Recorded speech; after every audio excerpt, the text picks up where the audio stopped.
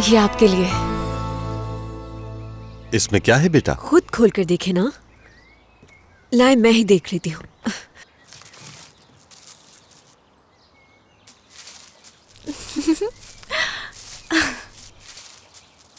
अरे वाह, ये तो वही तस्वीर है ना जो तुमने घर खरीदने के वक्त ली थी।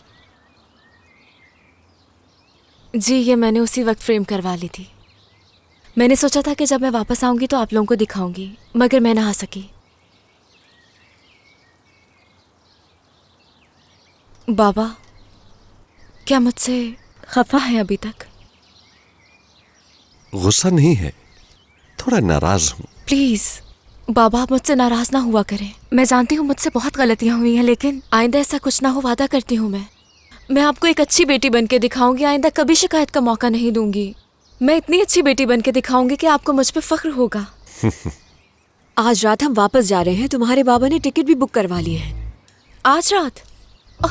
मगर कुछ ही दिन तो हुए हैं। बाबा, आपने तो कहा था कि आप लोग अगले हफ्ते जाएंगे, तो फिर अचानक से जाने का फैसला क्यों कर लिया? अम्मी, आप खामोश क्यों हैं? कुछ कहती क्यों नहीं? बस फैसला बदल लिया हमने।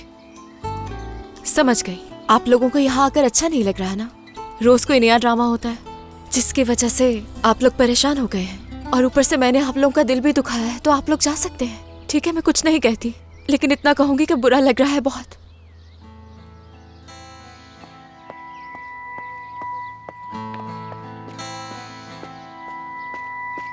ये भी कोई वक्त है ऐसी बात करने का? उसे सच क्यों नहीं बताया कि हम आज नहीं बल्कि कल जाएंगे? देखो उदास हो गई। चुप हो जाए ना अब। हम अभी कुछ भी नहीं बताएंगे, समझ गए? उसका चेहरा तो देखो। उससे जब रात में सरप्राइज देंगे तो ज्यादा खुश हो जाएगी। अच्छा, अब ज्यादा मत सोचे। हाँ,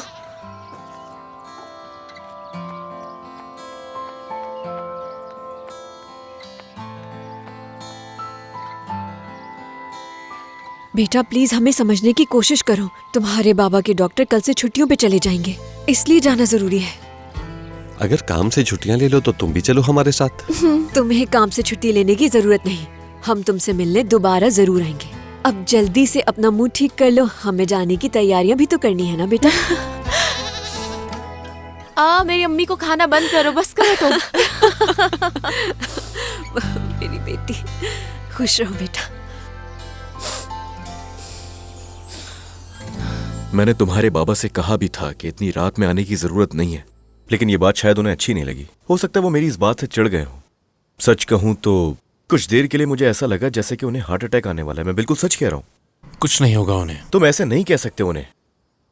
और क्या पता, हो सकता है कि सच में कोई बात हो। सिर्फ बुढ़ापा ही है, उनकी उम्र हो गई है, और कुछ नहीं। मुझे तुम्हें देखकर हैरत हो रही है। तुम कभी भी इतने पत्थर दिल नहीं थे। सुनो, वो तुम्हारे बाबा हैं और वो तुमसे एक दफा मिलना ही तो चाहते हैं। कम से कम एक दफा तो फोन कर सकते हो ना। कुछ नहीं जाएगा तुम्हारा।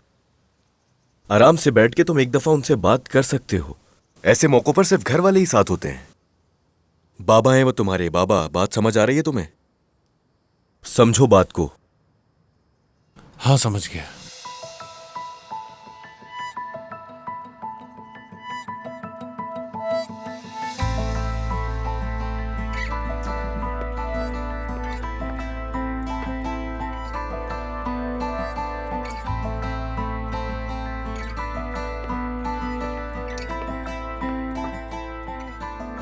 क्या कर रहे हो ये?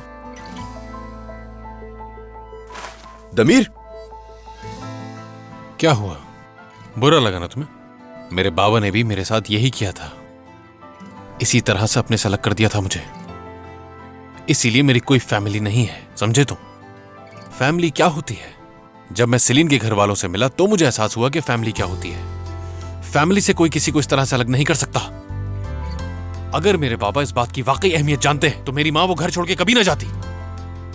निजात वो तो ये भी चाहते थे कि उनकी कोई औलाद ही ना हो।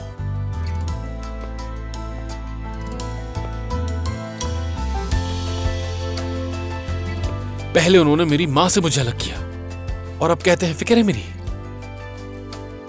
ये कैसा प्यार है समझ नहीं आता, क्योंकि जब मुझे जरूरत थी उस वक्त तो उनके पास मेरे लिए वक्त भी नहीं था,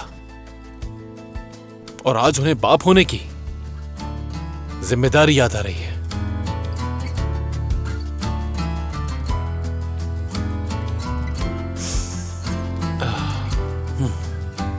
मैं अपने बाबा पे एहसान कर रहा हूं। उन्हें अपनी जिम्मेदारियों से दूर रखकर किसी की जिंदगी आसान नहीं होती। किसकी होती है? समझना चाहिए उन्हें मेरी बात, और वो मेरी बात कभी नहीं समझ सकते। अगर वो तुम्हें दोबारा कॉल करे और मेरे बारे में पूछे तो कह देना कि मैं उनके बारे में बात नहीं करना चाहता और वो मुझे भूल जाए।